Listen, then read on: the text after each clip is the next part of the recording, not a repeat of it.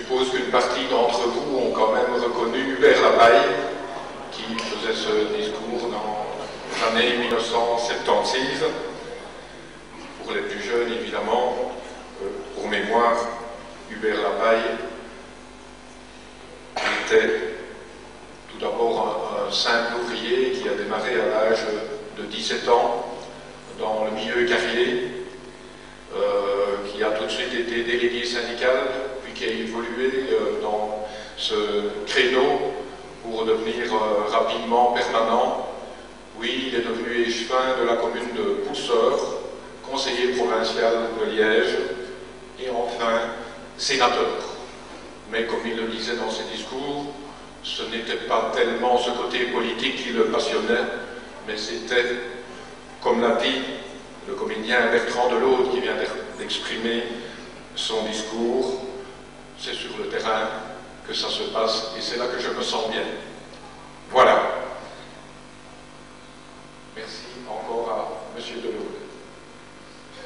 Il avait choisi les lunettes, il n'avait pas le chapeau, la moustache n'avait pas poussé assez, mais enfin, je pense en tout cas que sur le verbe, vous l'avez reconnu.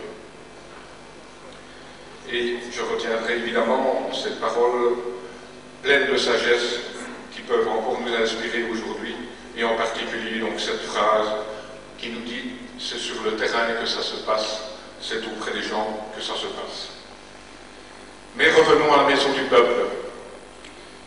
Idéalement située au centre du village, face à la place, la maison du peuple demeure jusqu'en 1989, propriété de l'Union coopérative de Liège, qui exploite une supérette COP. Un café occupe également les lieux et la salle des fêtes est mise à disposition d'un club de lutte. Après être passé aux mains d'une SPRL, le bien est vendu en 1997 à la commune de Comblain-au-Pont. L'acquisition fut subventionnée par le ministre de la Ruralité dans le cadre d'une opération de développement rural en vue de réaliser un projet d'occupation mixte. Le classement du bien, survenu en 1998, s'est justifié par l'état de conservation, tant intérieur qu'extérieur du bâtiment, tout à fait exceptionnel par sa décoration d'origine, évoquant le style art déco, et plus particulièrement encore pour sa valeur historique et symbolique. On peut parler d'un type architectural maison du peuple. Il apparaît, à l'analyse des composantes, que ce genre de bâtiment possédait bien une constante formelle. Au rez, le café, le magasin et à l'étage la grande salle, avec une scène destinée au discours et spectacle, la salle de réunion et le balcon du théâtre, souvent réservé pour les orateurs, et en particulier le 1er mai. Suite à l'acquisition du bien, la commune charge un bureau d'architecture, le bureau Bissard, de réaliser une étude de faisabilité. Celle-ci servira de base à la réflexion sur la procédure du certificat de patrimoine qui sera institué en 1999. La commune a décidé de mener cette vaste entreprise de restauration et de réaffectation du bien en partenariat avec l'IPOE et le développement rural. En effet, la Maison du Peuple, considérée comme un bien en danger, a été inscrite sur la liste IPOE le 15 mars 2001 afin d'épauler la commune dans le montage de son dossier. Depuis cette date, et après bien des vicissitudes liées à l'occupation future des lieux, un projet cohérent d'affectation a pu être arrêté. Le tout pour un montant de travaux et honoraires de 1 426 000 €. En décembre 2006, sur proposition de Michel Dardenne, vice-président du gouvernement wallon et en particulier ministre du patrimoine, le gouvernement a approuvé le projet de restauration et de réaffectation de la Maison du Peuple de Pousseur et l'octroi à la commune d'une subvention de plus ou moins 518 000 €, correspondant à une intervention à hauteur de 80% sur les parties classées. De plus, la commune a pu profiter d'un préfinancement de l'IPOE à raison de 110 000 €. Sollicitée par l'Institut, la province de Liège s'est également engagée à intervenir à concurrence de 10% du coût des travaux, aussi sur les parties classées. Enfin, un subside d'un montant de 658 000 € émanant du ministère de l'Agriculture, de la Ruralité et de l'Environnement, également réservé en faveur de la commune. Résultat de tout ça, la part communale représente 198 000 € avant des comptes finaux. C'est un dossier qui n'est pas si mal bouclé que ça pour la commune, grâce à l'intervention des pouvoirs subsidiaires. Le chantier de restauration a débuté le 6 mars 2006. Il comportait un délai de 250 jours ouvrables.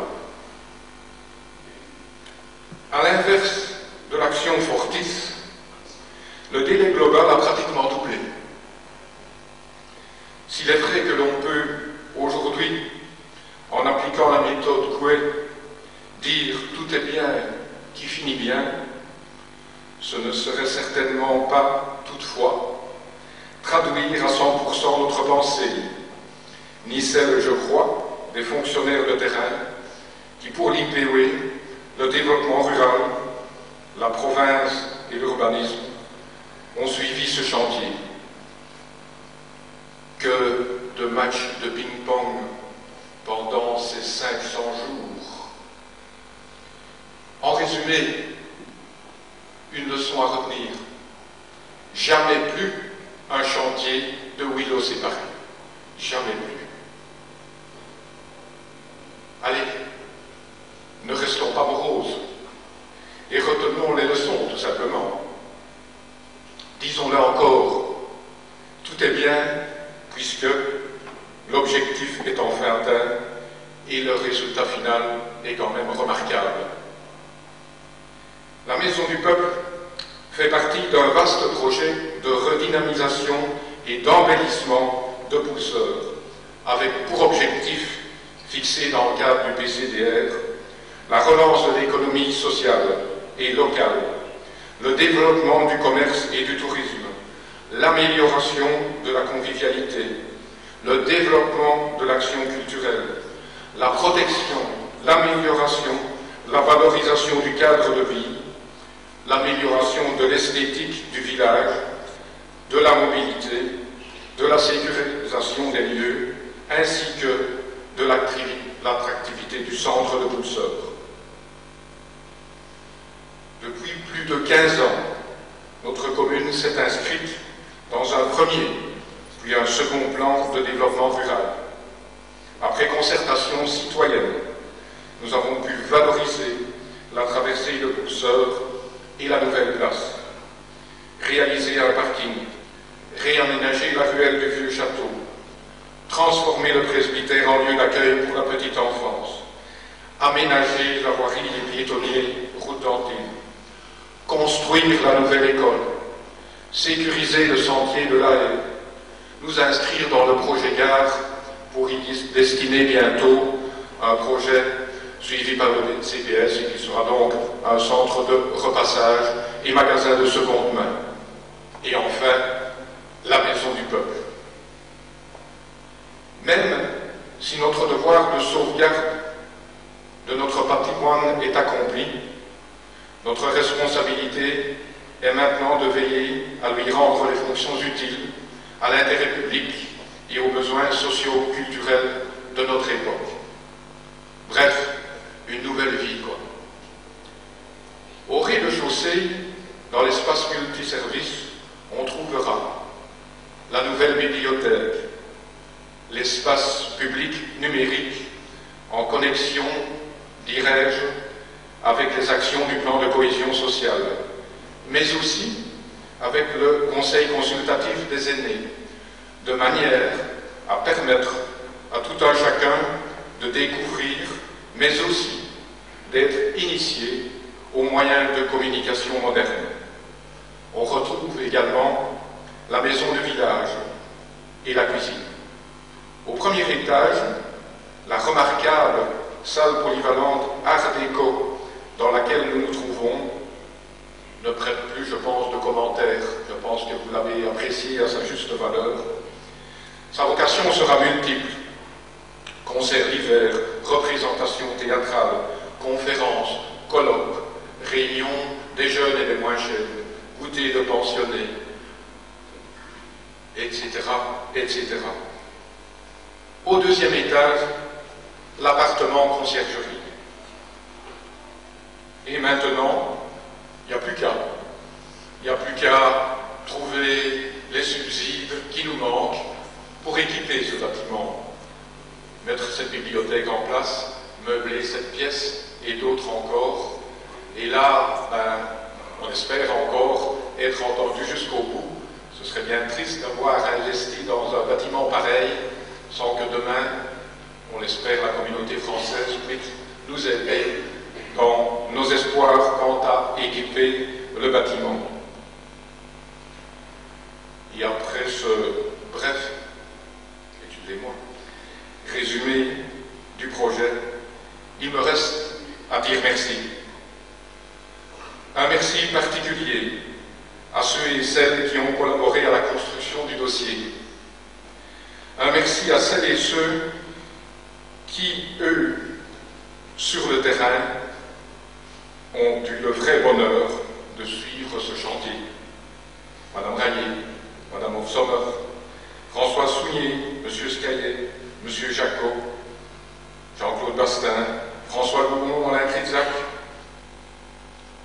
ont joui du plaisir que je vous ai décrit tout à l'heure et sont heureux quand même avec moi de l'aboutissement. Merci au bureau d'études Pissard, merci aux différentes entreprises, Liégeois, Préson, Namotte, Défi, Home Automation et Madame Romac en ce qui concerne le projet du lustre. Merci à ceux et celles qui de près ou de loin ont contribué à la réussite de ce projet. Merci évidemment aux différents pouvoirs subsidiants et à leurs représentants. Merci à toutes et tous qui nous avaient fait l'honneur d'être présents aujourd'hui. Un merci tout particulier à l'IPW pour sa précieuse collaboration dans l'organisation de cet événement.